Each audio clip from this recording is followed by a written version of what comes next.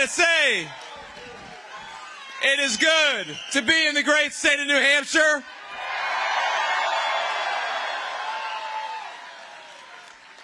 And I believe that in 2 days, we're going to turn New Hampshire red and make Donald Trump the next president of the United States.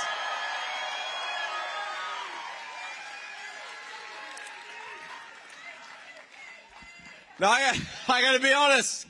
A couple months ago, I wasn't necessarily sure that the day before the last full day of the campaign, we'd be in the great state of New Hampshire. But I think that it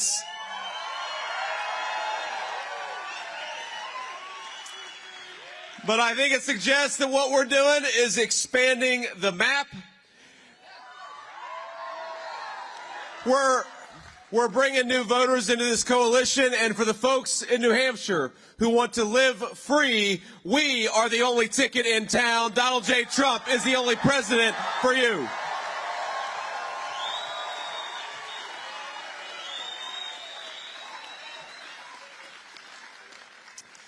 Now, people forget in 2016, New Hampshire was decided by 0.37%. That was the difference between Hillary Clinton and Donald J. Trump. And I think what's different this time around is that we have seen for the last 4 years the incredible failures of Kamala Harris's governance and the way that it has affected people in this great state as much as anybody else in the union. I've heard already, since I've been in the state of New Hampshire, about the terrible toll of Kamala Harris's open border, about the migrant crisis that has made its way hundreds of miles from the American southern border right here to the state of New Hampshire. I hear from New Hampshire families who can't afford the cost of groceries, who can't afford to buy a home. And I think our message in just 2 days to Kamala Harris is going to be very simple, and my running mate loves to say it. You are fired. Go back to San Francisco where you belong. We don't want you in the White House.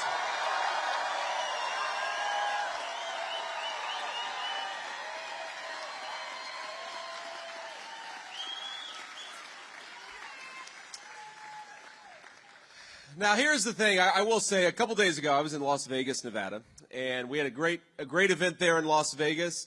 One of the guys who worked for me won like $8,000 at the slot machine.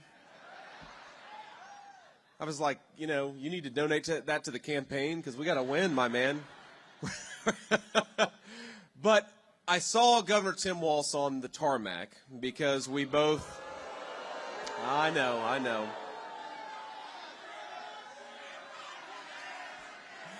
And I know we have a lot of folks who are the praying type in this room, and we're thrilled, of course, to have all people of faith on. That's right, Jesus is King, and we're proud to say it.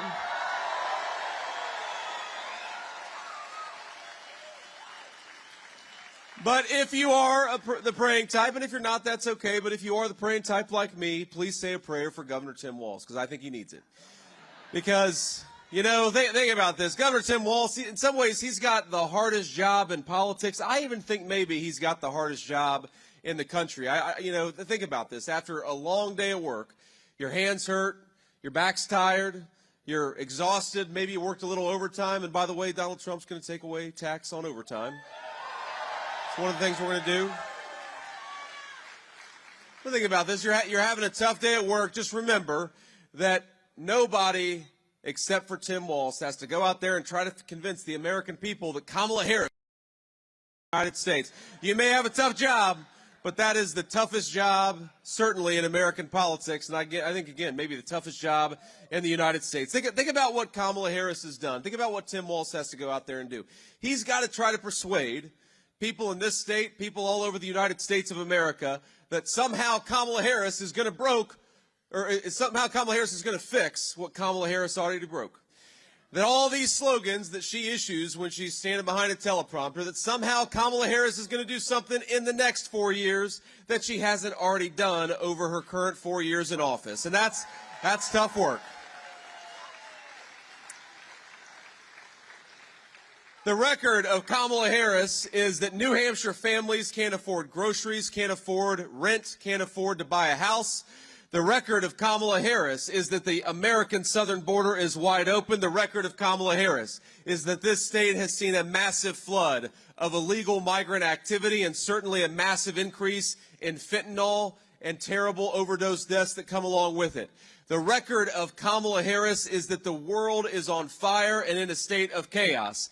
And Kamala Harris has the audacity to go around and pretend that she is going to be the candidate of change, even though that she is the sitting vice president of the United States. And, you know, I've never seen a politician that shameless who can stand before the American people and say, on day one, we're going to fix the affordability crisis, or on day one, we're going to secure that southern border. She got religion about border security about 3 months ago, just around the time that she became the Democrat nominee for president. I think any of us who are listening to Kamala Harris promise to do a lot on day one are thinking to ourselves, Kamala, day one was 1,400 days ago. What the hell have you been doing the whole time? Stop talking about doing your job and go and do it.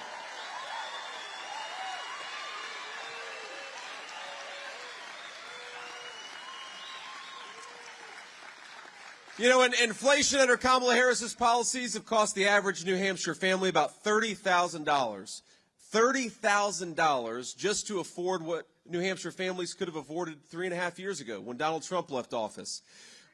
We've got gas prices in New Hampshire are up 37%. Our fellow citizens' credit card delinquencies are over 9%, which means about 1 in 10 of our fellow citizens can't afford to pay their bills. And just a couple of days ago, the jobs report, while Kamala Harris runs around the country talking about how the economy is doing good, the jobs report just a couple days ago said that the American economy lost 28,000 jobs in the private sector. But we created a lot of jobs for government bureaucrats. We lost 46,000 jobs in the manufacturing sector, but we created a lot of good jobs for Kamala Harris's government buddies. And I think that, you know, since Kamala Harris and her economy, she likes to see a lot of Americans lose their jobs. I think the only American that needs to lose her job is Kamala Harris, and that's exactly what's going to happen in 2 days.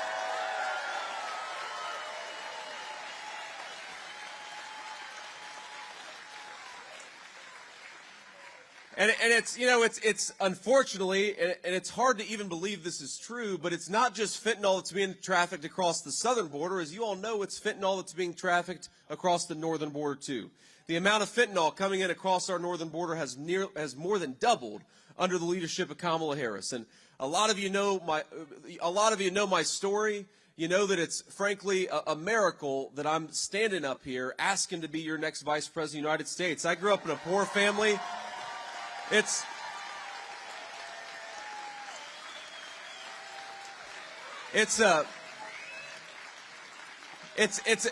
a great testament to the grace of God, but also to the generosity of the American people that I'm standing up here. But thank you, ma'am, because of how I grew up and because my grandmother raised me, because my mom struggled with opioid addiction, I know what it's like for families who are dealing with addiction. And by the way, my mom, she's coming up this January, will make 10 years clean and sober for my mother. I'm proud of her, and I love her.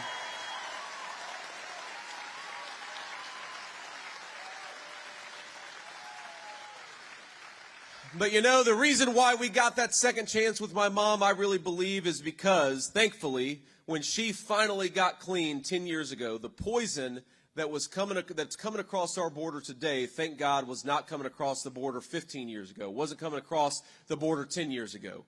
Because I know when you look at the number of our citizens who are dying of overdose deaths, think of all the second chances that have been taken away from American families. Think about all the people, and it breaks my heart, who have been deprived of the second chance that we got with my mother. And I think that if we want to give more of our fellow citizens second chances, and we do, we have got to do the job that Kamala Harris refuses. We got to close down that border and go to war against the drug cartels.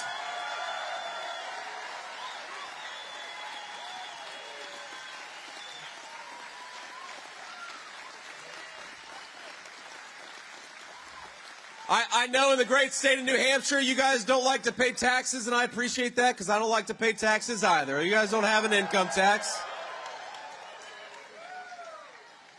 But it's funny, you think of 4 years under Kamala Harris, she has sent the IRS bureaucrats to the tune of 87,000 new IRS agents to wage war on American citizens, on small businesses, and on working people. And I happen to think that we ought to have a president who wages war against the Mexican drug cartels and leaves you the hell alone.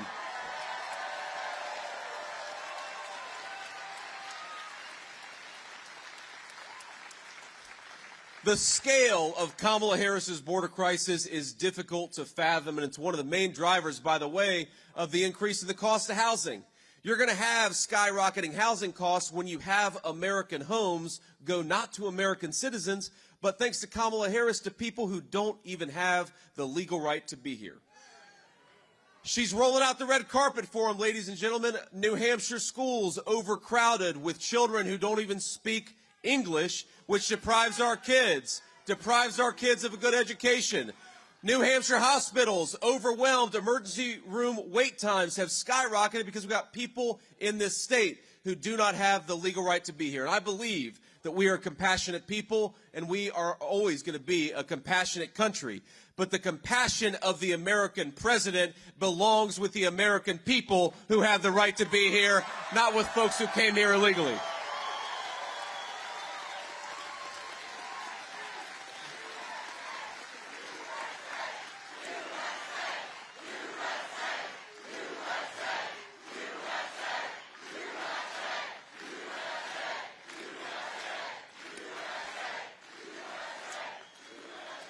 So while Kamala Harris wants to roll out the red carpet for illegal aliens, while Kamala Harris wants to give them Social Security and Medicare benefits paid for by American taxpayers, you know, President Trump and I have a different message. Pack your bags. In 3 months, you're going back home.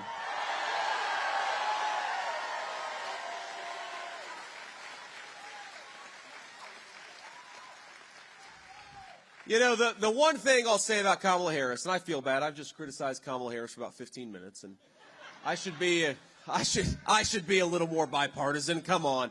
I'm going to be nice to Kamala Harris because, look, there is one thing that I'll say that Kamala Harris does very well, and it's very simple. Every time I'm not listening to you, I don't want to get in trouble with the media, I'm not even hearing what you're saying.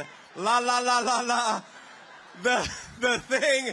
The thing that Kamala Harris does well is that every time she gives an interview, I think we gain about 100,000 votes for me and President Trump. That's the thing she does well. Y'all are going to get me in trouble. I come to New Hampshire, you guys are going to get me in trouble. I'm having too much fun. But think about this. The whole narrative of Kamala's campaign is that she somehow is going to be radically different from Joe Biden. When she's got a teleprompter in front of her, she'll say all these great things that she wants to do for the American people. And then you realize, well, if she wants to do these great things, why doesn't she just go ahead and do them? She's the sitting vice president. And you hear these proposals, a lot of them copied from us, by the way. I mean, to the extent that her campaign has got any policy proposals that make an ounce of sense, they're basically copied and pasted from Donald J. Trump's website. I told him a few weeks ago, I said, sir, she's going to show up one of these days in a red MAGA hat and a Navy suit, a long red tie, because she doesn't have any ideas of her own. But, you know, I think because of that, even though she tries to say, and her media allies try to claim that somehow she's going to do something different than we've done the last 4 years, we know that's just not true. And you know how we know it's not true? Because Kamala Harris herself occasionally will answer questions without the help of a teleprompter. And so let me tell you this. She did an interview with The View a couple weeks ago. Did you all see this interview? Well, okay, here's the thing. You're never going to hear me complain about this job. It is the honor of a lifetime to be able to run and be your vice presidential nominee and hopefully your next vice president.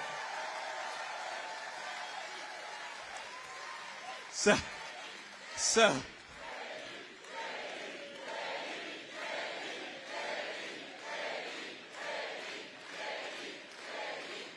where is the open bar? You guys are, this is a good crowd. But So you will never hear me complain about running for vice president, save this one time, because here's the sacrifice that I do for all of you. I watch Kamala Harris on The View so that you don't have to. And I don't want that to change. For the next 2 days, I need you as sharp as possible, and you watch that interview, and I'm telling you, you're going to lose about 20 IQ points. So if you want to watch it, wait until the election's over, because we got to make sure you're, doing everything we can to turn out the vote and get people to the polls. But here's the thing. So she gives this interview, and they ask her, what would you have done differently over the last 4 years? And she says, nothing comes to mind.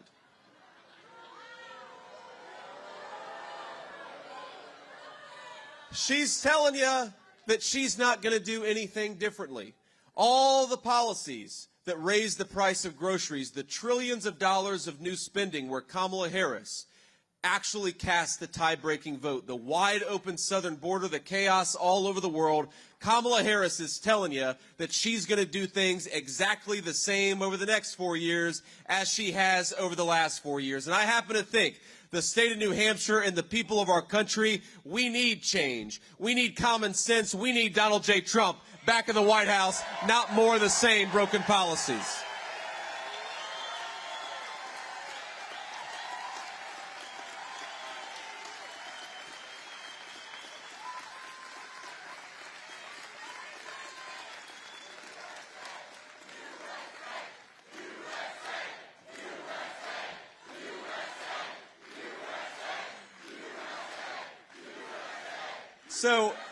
So let's just compare the policies, the proposals of Kamala Harris. When she's not copying from us, what is she actually saying that she wants to do for the people of New Hampshire? Well, number one, she's bragging. She's bragging that she wants to raise your taxes. She's going around saying that the Trump tax cuts that put more money in your pocket to the tune of thousands of dollars per family, she wants to get rid of those things and raise your taxes. We already know she wants to sick 87,000 IRS bureaucrats after the people of New Hampshire, and she's going to double down on those policies. She's telling us she is. Meanwhile, Donald J. Trump, you know what he thinks? He thinks you ought to keep more of your hard-earned money. Which is why he said, we're not going to tax overtime, we're going to stop taxing Social Security, and we're going to let the American people keep more of their hard-earned money.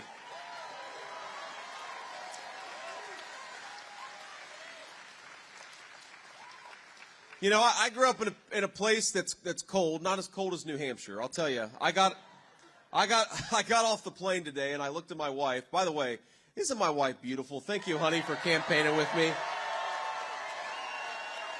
She's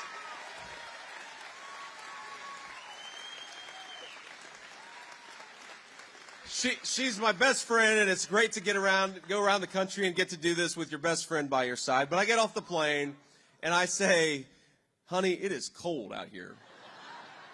And then we're driving, and like 5 minutes after we get in the car as we're driving here, I see like a 3-year-old in T-shirts and shorts. And I'm like, the people in New Hampshire are tougher than I am. But, because I grew up in a family where we often struggled with money, and because I grew up in a place that does often get very cold in the winter, there were times when my mamaw, the woman who raised me, would sometimes say, look, we don't have the money to turn on the heat tonight. We're going to throw a few extra blankets on the bed, and that's how we dealt with a cold winter night. Now, Donald J. Trump and I believe that in this country, we are bountiful and prosperous enough where every American family, so long as they work hard and play by the rules, they ought to be able to turn their heat on in the middle of a cold winter night.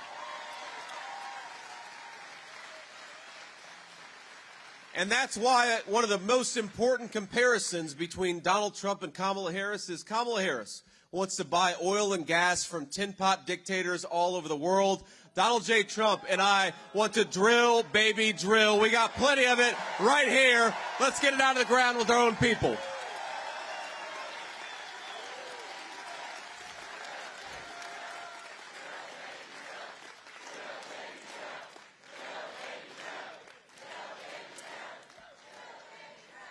And speaking of cold, I know we've got some folks. We've obviously got an incredible crowd in here. I know we got some folks outside who couldn't get in. I believe they can hear us because we put some speakers out there. We just want to tell you, We love you all. We're grateful that you came, and get out there and vote on Tuesday.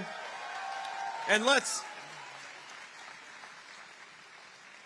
just talk about the stakes. Look, we've talked about the stakes in this election. Let's talk about how important it is to get out there and vote, because the only way that we're going to switch out the corrupt leadership in Washington with a president who is fit to lead this great nation is if we get out there and vote. And so I'm going to make a request of every single person in this room, but also those who are listening outside.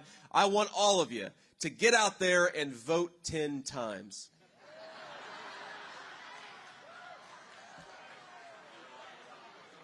This guy up here, he's like, this is not a Kamala Harris event. We only vote once here. We do it the legal way. Here is how we're going to vote 10 times the legal way.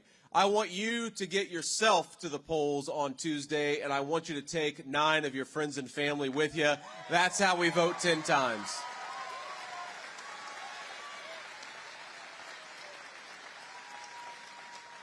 Because I think the biggest difference between Kamala Harris and Donald J. Trump, it's not actually just the public policy. There are so many issues where Kamala Harris has doubled down on bad policies that make life unaffordable and make the American dream less accessible. But with all those policy disagreements, I actually think the biggest difference between Kamala Harris and Donald J. Trump is that Kamala Harris, instead of trying to persuade all of you, instead of trying to claim that she's the right candidate, she's spending these last few days on the campaign trail, her and all of her buddies at the leadership levels of the Democratic Party, and they're basically attacking their fellow citizens. We saw this when Joe Biden, Kamala Harris's boss, called half of America garbage for thinking that Joe Biden and Kamala Harris did a bad job. You see this when Tim Walz, Kamala Harris's running mate, calls people fascists for showing up at a patriotic rally where we celebrate this country and talk about changing its leadership. You see this when Kamala Harris and all of his surrogates call people racist for believing that America ought to have a southern border. And here's my message to all of our fellow Americans. We know you're struggling, and we know that you deserve better leadership. But I will never, and Donald J. Trump will never, call our fellow citizens garbage. We are not garbage for thinking Kamala Harris has done a bad job.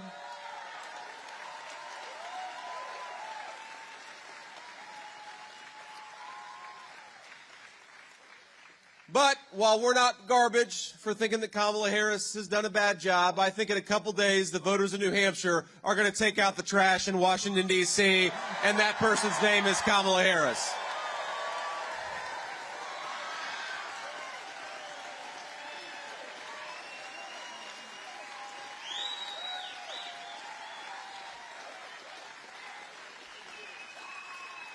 So let me leave you all with one final thought, because, you know, in the midst of a tough campaign season, it's very easy to get, you know, red team versus blue team, right? Red shirt versus blue shirt, Republicans versus Democrats. Remember, we got a lot of Democrats and a lot of independents who have joined this common sense movement. We're thrilled to have them.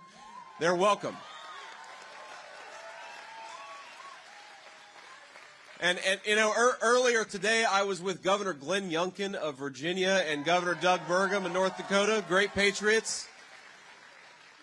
And in the last couple of weeks, I've been with folks on the left like Bobby Kennedy and Tulsi Gabbard. We got a lot of folks from across the spectrum.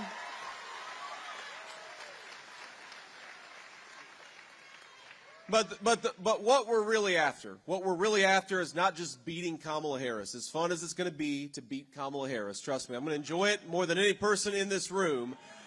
But we got to ask ourselves, why are we going to work hard over the next couple of days? Why are we going to work to beat Kamala Harris? And the simple answer is because the American people deserve leadership that actually cares about them. Think about this. I've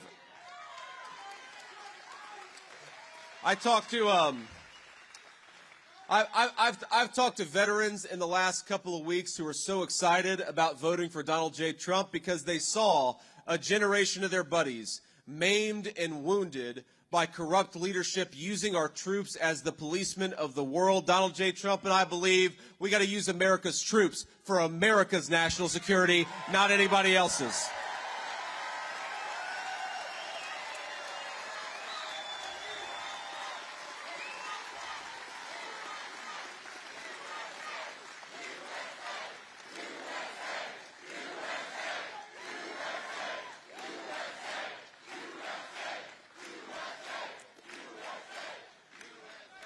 And you know, especially to the Democrats out there, but to the independents, remember how insulting the national Democrat leadership has been to the state of New Hampshire. Because here's what Donald J. Trump has said, and I'm happy to echo that promise, that we believe, first of all, in democracy. We believe that you ought to vote for the people who serve as your nominee, not have them installed like Kamala Harris did. But we also believe that the first in the nation presidential primary ought to stay in New Hampshire because the people in New Hampshire have got some real wisdom.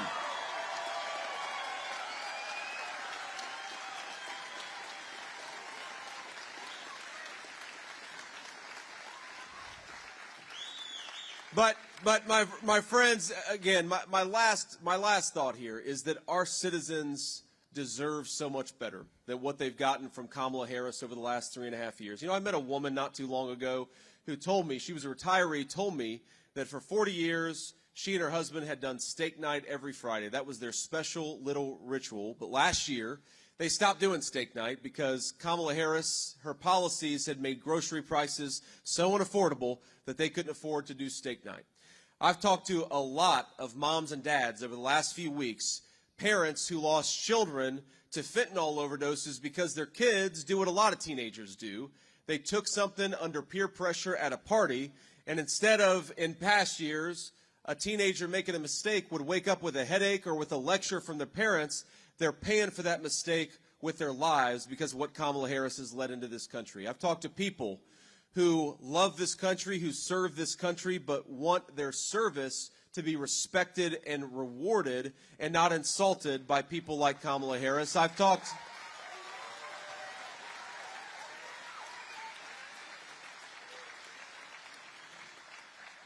to the families of the 13 brave Americans who were killed in Afghanistan a little over 3 years ago. And you know what?